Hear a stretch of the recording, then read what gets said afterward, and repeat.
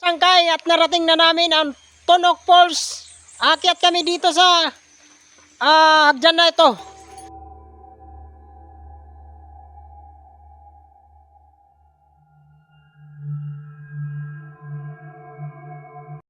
Ito palang daan ang papuntang Tunok Falls. Iwan ko kung ilang minuto. Let's go.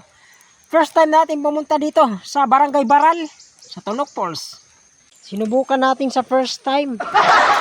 Parang mga ano na dito yung mga kahoy, mga gabok-gabok na. Oh.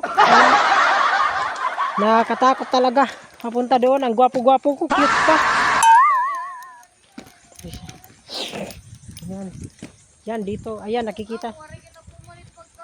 Kitang-kita natin ang Biosa style. Stylish. Ano, ang lawak na ng dinaanan ko. Parang natatakot na ako. Ito yung daanan papuntang Tunok Falls. Kung malaki yung sikmura mo, hindi ka matatakot. Oh, no! Pero pag hindi at patay ka nito. Ito. Patakot talaga dito. Ayan. Ayan. Napakalalim. Oh, delikado. Parang nalilipngaw ako sa sobrang natatakot.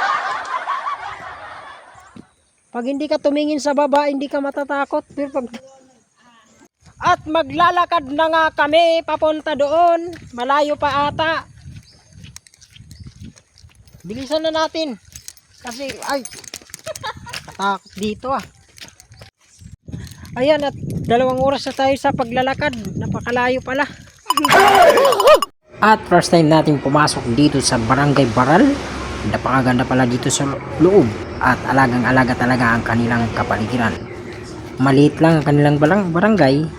At sadyang napakabait ng mga tao. Hindi ka talaga pakialaman nila. Wala lang sila. Dumadaan lang po kami papunta doon sa aming liliwan. At ito na, napakaganda.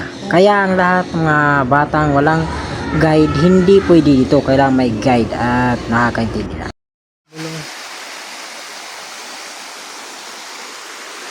Loy, mga sangkay, adi mga taga Karayman, Karay Sierra Lagot. Wala adi ni magsalit sa mga pamilya. May damo pod. May mga kasamaan si Rama, damo ngayon si Raura. Let's go na mga rin ko na kits, Karauray, sana mong ginagian. Yan na kami nakaabot.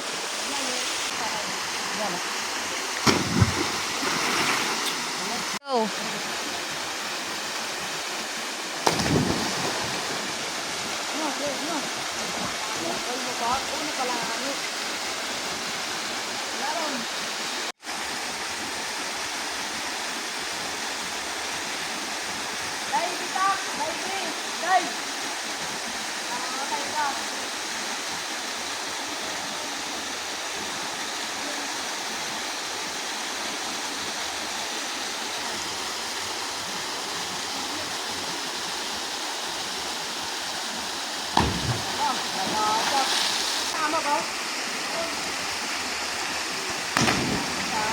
Lagapak.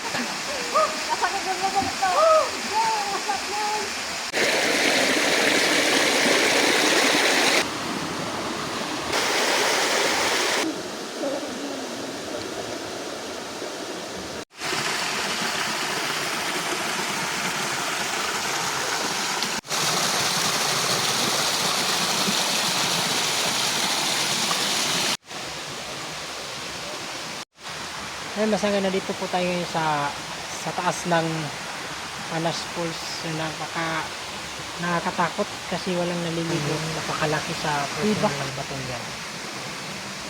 Napakalaki yung bato po niyan. Nakikita po ninyo mga sangkay. Yan po yan. At hindi po ako tumalon dito kasi nakakatakot, malalim. Huwag kang lilingon. May mataas pa po dito sa taas doon. Hindi na po tayo umakyat. Ayan.